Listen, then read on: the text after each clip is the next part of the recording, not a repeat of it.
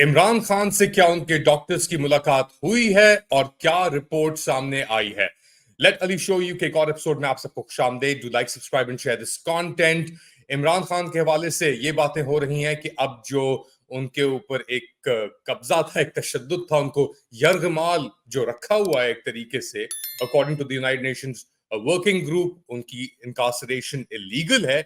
मगर इसके बावजूद उनको इनकम्युनिकाडो रखा हुआ है पिछले कोई एक हफ्ते से जायद से, और उनके केसेस भी मुलतवी हो गए हैं। इसके बायस एक बहुत ही बेचैनी सी पाई जा रही है उनके सपोर्टर्स में कि क्या हो रहा है बिहाइंड द सीन्स। वाकई में क्या हो रहा है बिहाइंड द सीन्स? क्योंकि एक तरफ तो आपके पास एहतजाजों की कॉलें हो रही हैं, दूसरी तरफ एससीओ समिट भी जारी है, और एक कंप्लीट आप कह लें मेस बना हुआ है इस वक्त सिचुएशन का पाकिस्तान में, सियासी तौर पे, मायशी तौर पे और डिप्लोमेटिक फ्रंट के ऊपर भी। इंडिया के साथ लेकर भी आप चाह रहे हैं कि बातचीत हो आपकी, मगर बातचीत होके नहीं दे रही। इन सब चीजों पे बात करने के लिए पाकिस्तान किस तरफ जा रहा है, इन सवालात के कुछ जवाब हासिल करने के लिए हमारे साथ ज्वाइन कर रहे हैं हमें doctor Niaz Murtaza. He is a political economist और ये लिखते भी हैं डॉन के लिए, और बहुत ही दलेरी से ये बातें भी कर रहे हैं आजकल सोशल मीडिया के ऊपर। Doctor Niaz, thank you so much for joining My us. pleasure. My pleasure. Let's get straight to it. आपका ओवरऑल बर्ड्स आई व्यू, अक्टूबर का महीना अपने दरमियान में पहुंच गया है, 1.5 साल हो गया है, 9 मई को भी, 8 फरवरी को भी अब ये साल का इख्तिताम होने जा रहा है। Where do you see the situation overall in Pakistan right now? इस वक्त तो बिल्कुल जो है ना नाइफ एज पे पाकिस्तान बैठा हुआ है। इधर भी जा सकता है, उधर भी जा सकता है। थोड़ा सा आप अगर लॉन्गर टर्म व्यू लें पिछले 1-2 साल का, तो सिचुएशन पाकिस्तान में ये है कि दो एंड्स पे पाकिस्तान फ्लक्चुएट करता है। या तो होती है पॉलिटिकल इंस्टेबिलिटी, वो उस वक्त जब हालात थोड़े बेहतर हों, और अगर हालात खराब हो जाएं तो बिल्कुल ही आप जो है केओस की तरफ चले जाते हैं। जैसा कि पिछले हफ्ते इस्लामाबाद में हुआ था, पूरी राइट पुलिस और हंगामा हो रहा था, प्रोटेस्टर्स पहुंचे हुए थे। तो अब जो है सारी चीज का जो दारोमदार है वो इस आईनी तरमीम से जुड़ा हुआ है। अगर आईनी तरमीम पास कर लेती है हुकूमत, तो फिर तो हुकूमत का और जो उनके पीछे बैठे हुए हैं उनका हाथ खासा मजबूत हो जाएगा। फिर तो आप ये समझे इस वक्त जो अब कुछ चैलेंजेस जो आ रहे हैं गवर्नमेंट को, वो अदलिया उनमें एक काफी बड़ी जो है फोर्स है। और तमाम अदलिया नहीं, अदलिया के कुछ हिस्से जो चीफ जस्टिस हैं वो तो बिल्कुल ही हुकूमत और पिंडी के साथ लॉक स्टेप में चल रहे हैं, मगर कुछ जो जरा आजाद ख्याल जजेस हैं वो टफ टाइम दे रहे हैं। तो और उनको ही जो है बिल्कुल टेम करने का ये मंसूबा है कि आईनी तरमीम पास की जाए। कोई इसमें रैशनल लीगल सेंस नहीं है। आप बड़े से बड़े लॉयर से बात कर लें, लीगल जो एक्सपर्ट हैं, कोई इसकी सेंस नहीं है। सिर्फ एक सेंस है कि जी किसी ना किसी तरह जो थोड़े बहुत ये जजेस रह गए हैं उनको बिल्कुल आप टेम कर लें, कॉन्स्टिट्यूशनल कोर्ट अलग बना लें, उस पर अपनी मर्जी का चीफ जस्टिस लगा लें। हो सकता है वो ये काजी ईसा साहब हों, और उसके बाद जो है फिर हालात को अपने काबू में कर लें। हो सकता है हालात उसके बाद भी काबू में ना आए। इस कदर डायनामिक्स चल रहे हैं पाकिस्तान में। पख्तून तहफ़्फ़ुज़ महाज उस सेंट पे, बलूचिस्तान में जो ग्रुप्स हैं नेशनलिस्ट, वो फिर जो टेररिज्म वगैरह का चल रहा है, इकोनॉमिक सिचुएशन भी कोई खास नहीं है।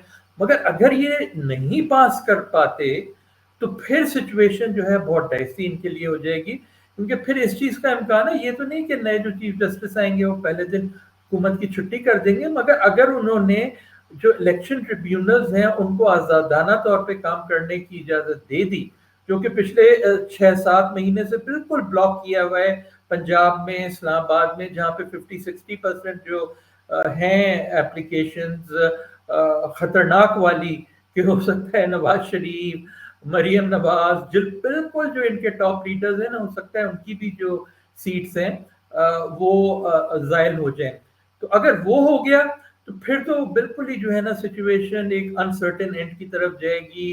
फिर इन्हें और ज्यादा से ज्यादा जो है जो हैं कुव्वतें हमारी, उनको खुल के सामने आना पड़ेगा, रिप्रेशन ऑपरेशन करना पड़ेगा चीजों को कंट्रोल करने के लिए। हो सकता है किसी किस्म की इमरजेंसी भी लगानी पड़े।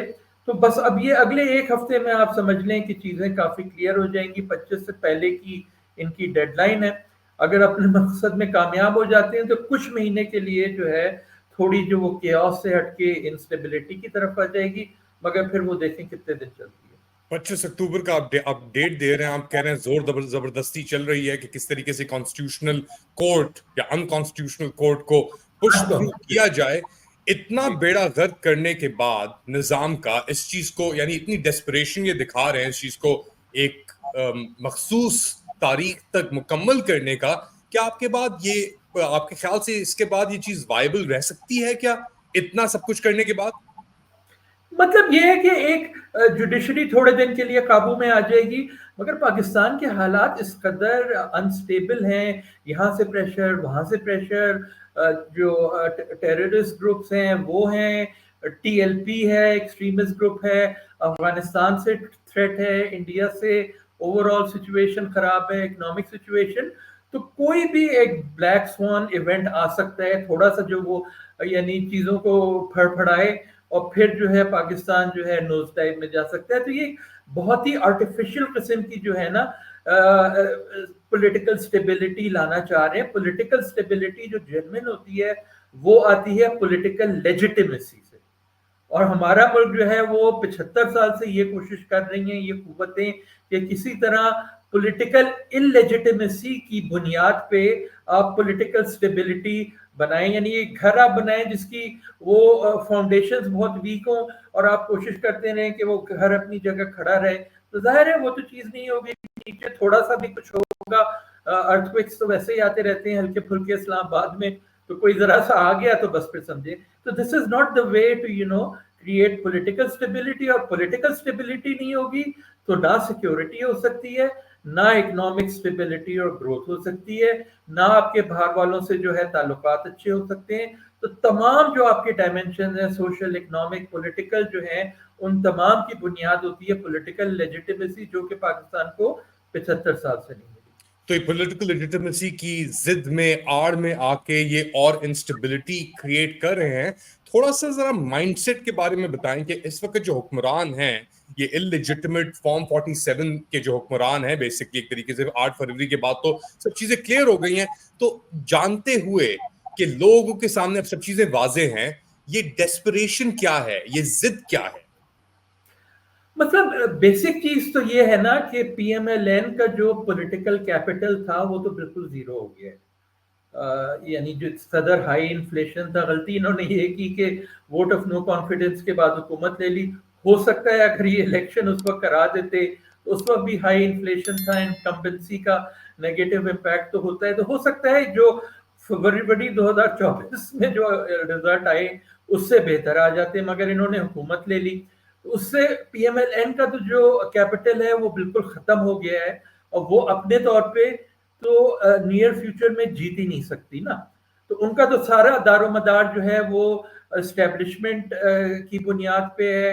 अगर इनकी अपनी पॉलिटिकल कैपिटल होता तो ये जरा और मुख्तलिफ तरीकों से सोचते।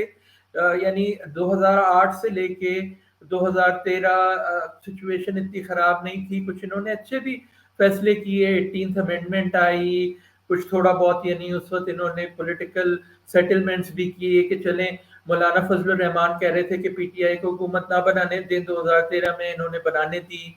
तो मगर अब तो कोई सवाल ही नहीं है ना, अब तो इनका पूरा दारो मदार जो है वो जो है वो एस्टेब्लिशमेंट पे।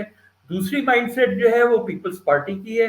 अब पीपल्स पार्टी यानी सिंध में तो वो ठीक तरह जीत कर आई है, ये नहीं है कि वहां फॉर्म 47 वगैरह चले हों, मगर उनका मसला है कि सिंध से वो आगे नहीं बढ़ सकते और उनको सिंध में नहीं रहना, और उन्हें अगर वफाक में हुकूमत बनानी है तो वो भी सिर्फ जो है वो एस्टेब्लिशमेंट की हेल्प के साथ आ सकते हैं, फॉर्म 47 वगैरह।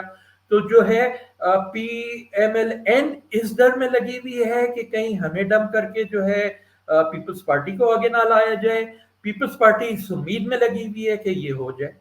तो बस दोनों इस चक्कर में है कि who will be the better compliant servant of establishment, कौन उन्हें Courtier, ज्यादा who will be the better courtier essentially हाँ के बिल्कुल। पूरी और सिचुएशन? इसमें जो है बिलावल पीएमएलएन से ज्यादा एक्टिव हैं कि किसी तरह जो है ये जो आपकी कॉन्स्टिट्यूशनल अमेंडमेंट्स हैं पास हो जाए। तो पीटीआई पीपल्स पार्टी की एक हिस्ट्री है लेजिस्लेटिव एक्सीलेंस की। जो कुछ भी है पाकिस्तान में कॉन्स्टिट्यूशन पीपल्स पार्टी ने दिया 18th अमेंडमेंट, अब उसकी बिल्कुल जड़ जो अपने हाथ से इन्होंने पौधे लगाए थे इनके बड़ों ने, पिछली जनरेशन ने, उसको बिल्कुल ये खत्म करने के लिए तैयार हैं, सिर्फ इस चक्कर में कि किसी तरह जो है बिलावल प्राइम मिनिस्टर बन जाए। This is all Zardari.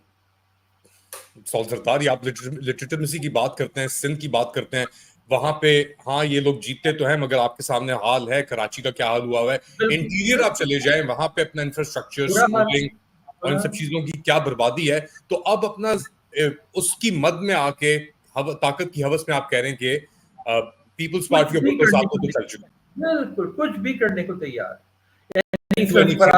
जैसे आदमी को वहां हुकूमत दे दी बलोचिस्तान में, वो सारा एस्टेब्लिशमेंट का आदमी है, कभी पीपल्स पार्टी में वो पक्का नहीं रहा। बस ये हाल है। It's true. खैर, आप पॉलिटिकल इकोनॉमिस्ट भी हैं डॉक्टर नियाज, आपको क्या लग रहा है इस वक्त? ये बात करते हैं कि माशी सूरत हाल पाकिस्तान की इंप्रूव हो रही है, आपके पास इन्फ्लेशन नंबर्स नीचे आ रहे हैं, आपके फॉरेन रिजर्व्स ऊपर जा रहे हैं, मगर फिर भी आपके हाथ में कशकोल अभी भी मौजूद है। तो क्या देख रहे हैं आप? एक 2.5 यानी 250 मिलियन की पॉपुलेशन है, 25 करोड़ की पॉपुलेशन है इस वक्त, दुनिया का छठा सबसे बड़ा मुल्क, ये इस सिचुएशन के अंदर है, न्यूक्लियर आर्म्स भी हैं। तो पॉलिटिकल इकोनॉमिस्ट की अगर आप एक हैट चढ़ाएं अभी, तो आप क्या देख रहे हैं outlook for the next 5 years? देखिए, ये तो होता है हर इकोनॉमिक क्राइसिस के बाद जो है ना, वो इकोनॉमिक स्टेबिलिटी, इकोनॉमिक प्रोग्रेस के 3-4 स्टेप्स होते हैं। एक इकोनॉमिक स्टेबिलिटी, फिर इकोनॉमिक ग्रोथ, और फिर इक्विटी और एनवायरमेंटल सस्टेनेबिलिटी। तो ठीक है ना, जब क्राइसिस होती है तो उसके बाद इकोनॉमिक स्टेबिलिटी तक पहुंचना तो बड़ा आसान होता है। 2 लोगों के हाथ में होता है इकोनॉमिक स्टेबिलिटी क्रिएट करना, एक फाइनेंस मिनिस्टर और एक जो है स्टेट बैंक का गवर्नर। वो सिर्फ अपने ऑफिस से निकले भी ना अपने ऑफिस में बैठ के भी वो 2-4 फैसले ले लेना, तो क्राइसिस से आप इकोनॉमिक स्टेबिलिटी तक पहुंच जाते हैं। यानी जो स्टेट बैंक का गवर्नर है वो इंटरेस्ट रेट्स बढ़ा दे, तो उससे जो है फिर इन्फ्लेशन नीचे आना शुरू हो जाता है। वो आपकी जो है करेंसी डीवैल्यू कर दे, तो आपका जो करंट अकाउंट डेफिसिट है वो कम होना शुरू हो जाता है। इसी तरह फाइनेंस मिनिस्टर अपने ऑफिस में बैठ के फिस्कल डेफिसिट थोड़ा काट दे, और उसका क्या तरीका है, डेवलपमेंट प्रोजेक्ट्स को आप कट कर दें, थोड़ा फिस्कल डेफिसिट कम हो जाएगा। फिर जो है फाइनेंस मिनिस्टर जो है इंपोर्ट रिस्ट्रिक्शंस लगा दे। तो सिर्फ अपने ऑफिस में बैठ के जो है ना इकोनॉमिक स्टेबिलिटी, ये 2 लोग विद इन 1 ईयर ला सकते हैं। फिर थोड़े बहुत आपने लोन्स ले लिया आईएमएफ से, इधर उधर से। इकोनॉमिक स्टेबिलिटी क्रिएट करना इतना मुश्किल नहीं होता। उसके बाद जो अगला स्टेप है ना, कि आपने इकोनॉमिक ग्रोथ क्रिएट करनी है without creating an economic crisis, that is the trick. क्योंकि ये होता क्या है कि ये जो इकोनॉमिक ग्रोथ है, ये इन्वेस्टमेंट और प्रोडक्टिविटी बढ़ा के अगर अचीव की जाए ना, तब तो वो सस्टेनेबल होती है। जैसे चाइना में 40 साल से चल रही है, इंडिया में 30 साल से, बांग्लादेश में 20 साल से। चाइना का इन्वेस्टमेंट जीडीपी रेशियो है 40%, इंडिया और बांग्लादेश का है 30%, पाकिस्तान का है 15%, 15%, और प्रोडक्टिविटी भी बहुत कम है। तो हम लोग किस तरह अचीव करते हैं इकोनॉमिक ग्रोथ? फिस्कल डेफिसिट बढ़ा के हुकूमत पागलों की तरह स्पेंडिंग करे, वहां से स्टेट बैंक जो है वो मनी सप्लाई बढ़ा देती है, लोन पूरे इकोनॉमी में बढ़ने लगते हैं, करंट अकाउंट डेफिसिट बढ़ा के इंपोर्ट्स आ जाएं, उससे जो है आपकी ग्रोथ थोड़ी देर के लिए रहती है। मगर उससे होता क्या है, जब फिस्कल डेफिसिट बढ़ता है, जब मनी सप्लाई बढ़ती है, तो उससे इन्फ्लेशन बढ़ने लगता है।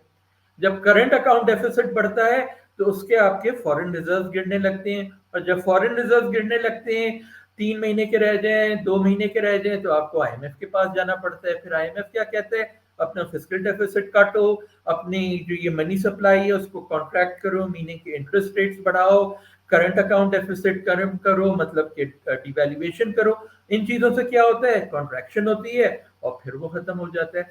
तो वो चीजें जो है ना, कि एक सस्टेनेबल इकोनॉमिक ग्रोथ आप अचीव करें, उसके लिए दिमाग चाहिए होता है, उसके लिए टैलेंट चाहिए होता है, उसके लिए आपको कैपेसिटीज क्रिएट करनी होती हैं with in the government sector, पूरी इकोनॉमी की आपको रिफॉर्म्स करनी होती दी हैं ताकि इन्वेस्टमेंट प्रोडक्टिविटी बढ़े, वो कोई हमारी हुकूमत जो है ना मुशर्रफ से लेके आज तक कोई ये नहीं अचीव कर पाई। जो भी आपका आया है ना इकोनॉमिक ग्रोथ, 2-4 दफा जो स्पर्ट्स आए हैं वो इसी तरह आए, फिस्कल डेफिसिट बढ़ा के, मनी सप्लाई बढ़ा के और करंट अकाउंट डेफिसिट बढ़ा के, और वो सस्टेनेबल नहीं होते। तो ये समझ लेना कि जी आपने इकोनॉमिक स्टेबिलिटी इन्होंने अचीव कर लिया तो बड़ा कोई तीर मार लिया है, ये कुछ भी नहीं है। आप फॉरेन रिजर्व की बात कर रहे हैं, अभी 10 बिलियन है, which is 40% of what they were just 3-4 years ago। PTI के दौर में कोई भी 25 बिलियन पहुंचे थे और उससे पहले पीएमएलएन के दौर में भी 25 बिलियन के करीब पहुंचे थे। रियल है तकरीबन 10 बिलियन, मगर रोटेशन के अंदर जो औरों से एडजस्टमेंट्स हुई हैं तो शायद वो भी सारे लॉन्ग ही है ना, वो भी सारे नेट अगर आप देखेंगे तो वो तो माइनस में चला जाएगा। शॉर्ट टर्म अगर आप उसमें से जो कर्जे आपको देने हैं वो निकाल देंगे तो कुछ भी नहीं बचेगा। तो ये तो एक बिल्कुल जो है ना समझें कि बेसिक चीज है, जिसका ये मतलब नहीं है कि आपको बहुत ही सस्टेनेबल इकोनॉमिक ग्रोथ पे और ये सब चीजें हम देख रहे हैं और अपना बिकॉज आप रेफॉर्मेशंस की बात करते हैं, the elephant in the room जो जिसके पास पाए जा रही है, खाना जा रहा है, वो तो रिफॉर्म्स के लिए तैयार नहीं है। उसको तो हमें यही नहीं पता कि अंदर से क्या है। हम आम पोस्ट की बात कर रहे हैं, हम ये उनके एक्सपेंडिचर्स की बात कर रहे हैं, तो पाई श्रिंक हो गई है मगर उनका हिस्सा जो है वो श्रिंक नहीं करना चाह रहे। डॉक्टर नियाज, इतना सब कुछ हो जाने के बावजूद, इतनी इंस्टेबिलिटी क्रिएट करने के बावजूद, लग तो नहीं रहा कि ये लोग बैक ट्रैक करेंगे कि आप इस इश्यू के ऊपर, कॉन्स्टिट्यूशनल कोर्ट के ऊपर या काजी फाजिसा के ऊपर रिट्रीट होगी? यहां तक कि डेट अब आप कह रहे हैं जिस तरह के कुछ ही दिन रहते हैं इस पूरी सिचुएशन को, तो कहां ये सिचुएशन जा रही है? और इंस्टेबिलिटी आप देख रहे हैं, क्या वो अपने मकासद अचीव करने में कामयाब हो जाएंगे? इमरान खान का क्या होगा? ये सब सवाल आते हैं। अब इसमें 3 सिनारियोज निकल के आते हैं। एक तो ये कि ये कामयाब हो जाएं, अपनी आईनी तरमीम और काजी ईसा जो है वो कॉन्स्टिट्यूशनल कोर्ट के हेड बन जाएं, फिर तो काफ़ी हद तक कुछ महीने में भी 1-2 साल तक के लिए इनके काबू में आ जाएंगी चीज़ें। दूसरे एंड ये है कि जी नया चीफ जस्टिस आए और वो फिर बिल्कुल ही ये जो इलेक्शन ट्रिब्यूनल्स हैं इनको खुली छुट्टी दे दे, and with in 4 to 6 months वो अपने फैसले दे दें जिससे इनकी मेजॉरिटी खत्म हो जाए, रिजर्व सीट्स अगर पीटीआई को मिल जाए जो कि उनका हक है। तो वो दूसरा एंड पे वर्स्ट केस सिनारियो है फॉर द गवर्नमेंट।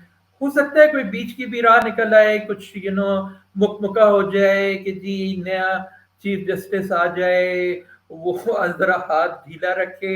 अब देखिए ना, एक जमाना था कि लोग काजी ईसा की तरफ देखते थे कि जी ही इज द मसाया, ये एक दफा आ गए तो ये तो एस्टेब्लिशमेंट को बिल्कुल ही खत्म कर देंगे। मगर देखें अब आप कहाँ बैठे हैं। तो बस ये है ना कि किसी का कुछ पता नहीं होता, हो सकता है कुछ कॉम्प्रोमाइजेस, कुछ मुकमुका हो जाए तो थोड़ी बीच की बात भी निकल जाए कि आईनी कोर्ट भी ना बने और थोड़ा जो है नए चीफ जस्टिस को थोड़ा हाथ हल्का रखें, कुछ ने 2-3 साल की गुंजाइश मिल जाए। मगर अभी तक तो नोटिफिकेशन ही नहीं आया कुछ ही नई चीफ के लिए। तो वही सारी आजकल पीछे बिहाइंड द सीन्स चल रहा है ना कि किस तरह रिजॉल्व करें। मौलाना अभी तक नहीं तैयार हो रहे, तो पीछे पता नहीं क्या क्या हो रहा होगा। तो उसका हमें जो है बस हफ्ते 10 दिन में जो है पता चल जाना चाहिए। उसके बाद फिर आगे की सिचुएशन जो है, क्योंकि इनका प्लान ये है कि किसी तरह इन्हें 2-3 साल की अगर वो छुट्टी मिल जाए, थोड़ी ये अब जैसे इन्फ्लेशन कम हुआ है, थोड़ी ये जो बांट बूट कर रहे हैं पंजाब में पागलों की तरह, हर रोज एक नई स्कीम बन जाती है, लोग थोड़े से खुश हो जाएं और फिर एक ये ऐसा इलेक्शन करा दें कि इसमें कोई इतनी जो खुली धांधली करनी पड़ी थी ना वो ना करनी पड़े और इन्हें कुछ मैंडेट मिल जाए। इनका प्लान ये है। तो अब देखें, the best plans don't succeed, but ये कि अगले हफ्ते 10 दिन में जो है सिचुएशन थोड़ी क्लियर हो जाएगी। डॉक्टर नियाज, जब सिचुएशन क्लियर होगी हम आपके पास दोबारा आएंगे। Thank you so much and do continue your writings, बहुत ही हमें इल्यूमिनेट करती हैं सिचुएशन के बारे में पाकिस्तान के अंदर एंड क्या हो रहा है। बहुत मेहरबानी आपकी।